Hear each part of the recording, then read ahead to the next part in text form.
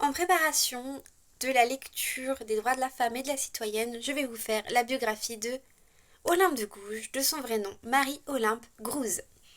Elle est donc née à Montauban en 1748 et morte à Paris en 1793.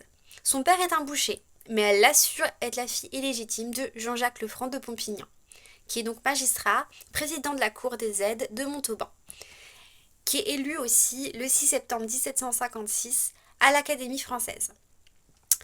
En 1765, elle épouse Aubry, dont elle a un fils. Son mari meurt un an plus tard, en 1766.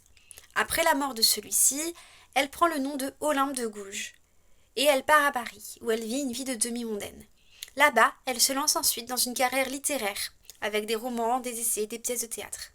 Elle va prendre parti contre l'esclavage dans certains de ses ouvrages. À partir de 1788, elle publie de nombreux écrits politiques, des pamphlets contre Robespierre et Marat, par exemple, mais aussi les droits de la femme et la citoyenne, que je vais vous lire.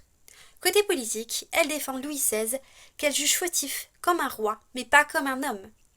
Elle est proche de la Gironde et elle leur offre publiquement son soutien après la journée de mai et juin 93.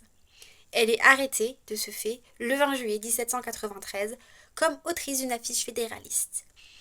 Et elle est condamnée à mort le 2 novembre et exécutée le 3. Voilà pour sa biographie.